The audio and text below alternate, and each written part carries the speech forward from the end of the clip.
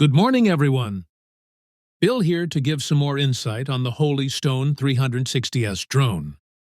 It's now the middle of March up here in Minnesota, and temperatures are starting to rise. Now that we are above freezing, I thought it was a good time to do some warmer flights and give some up-to-date thoughts on this drone's abilities, strengths, and weaknesses. A great tip up front. This drone works with the Galaxy Tab A9 Plus. I find it difficult to see the details I'm flying over with small cell phone screens. The Galaxy A9 has a large screen, so details are clear. My Exo drone won't work with the tablet, so I find this to be a huge plus for Holy Stone drones. Let's head out and do a couple of flights, and I'll show you what I've found. In this flight, I'm flying over our South 80. Now that the temperatures are above freezing, battery power is relatively good. Expect around 10 minutes of solid flight time, as long as you're not flying in excessively high winds.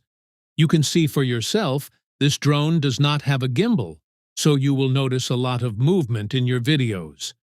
Video quality is fair, and remember, this is not one of Holy Stone's higher-line drones.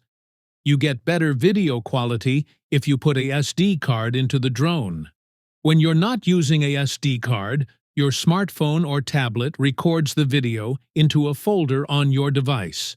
This is very convenient, however, it does affect the quality. So, what about the infamous toilet bowl issue? Yes, unfortunately, this drone does appear to have a problem with toilet bowling. In this case, I have the drone on auto return. You can see the drone begin to circle. This is the flag it's about to toilet bowl out of control. In this case, I wasn't able to gain back control, and it flew into a tree. I was, however, able to fire up the propellers, and it freed itself. And once again, there was no damage to the drone. This drone has now crashed 5 times since I've owned it, and as of right now, no repairs have been needed. It is important to note, the other 4 times the drone crashed, it was during below zero temperatures, which is not recommended for any drone. So what am I doing about the toilet bowl issue? Well, the first thing I have found is not to leave it at higher altitudes hovering for more than a few seconds at a time. It does fine closer to the ground hovering, and if I keep it moving while I fly, I have no issues. However, notice in this flight, one of my sons was letting it hover.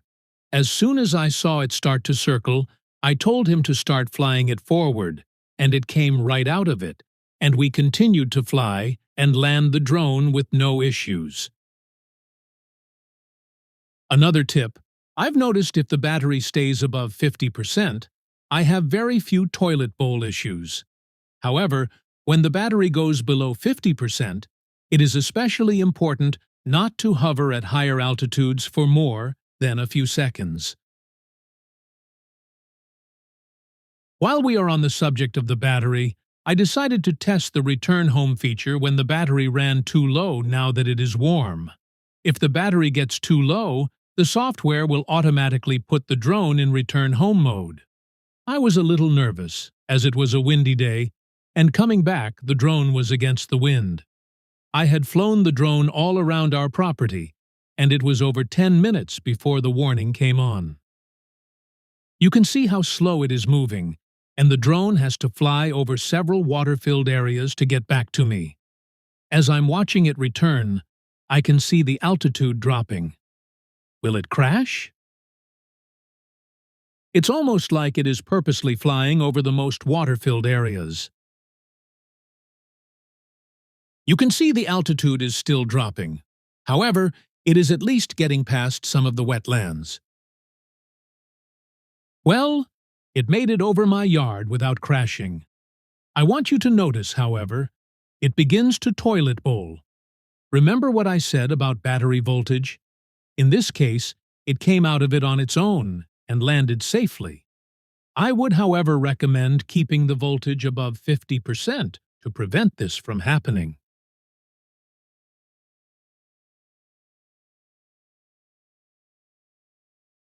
So what about my experience with bird strike? Well, pay attention to the video.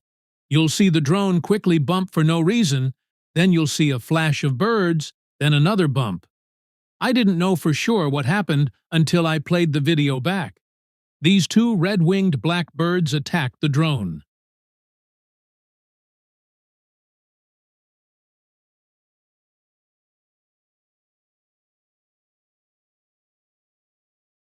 This was my first experience of a bird actually attacking one of my drones. I was pleased to see it didn't crash, and there was no damage of any kind. Here is a slow-motion video of the birds.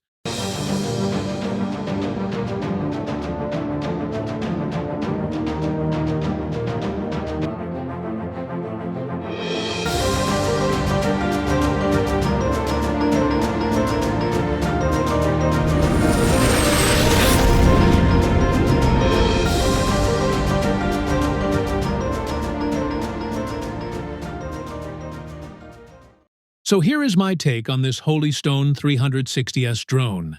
It is a great inexpensive starter drone. It has some nice features of higher-line drones, and it is durable enough to withstand some abuse. I would not fly this drone, however, anywhere other than my own property. The toilet bowl issue is very unpredictable and can easily result in loss of control of the drone. If you're looking for an inexpensive drone, you can fly on your property and take fair quality video. This is a good choice. If you're looking for a more high-quality video, responsive controls, and collision safeguards, you're going to want to spend more money. I have ordered Holystone's 600D drone that is supposed to have some of those better features. I'll be sure to show you how that goes once I have it in hand. If you appreciate seeing content that helps you decide on a purchase like this one, please take a split second to like or subscribe. Until next time, God bless.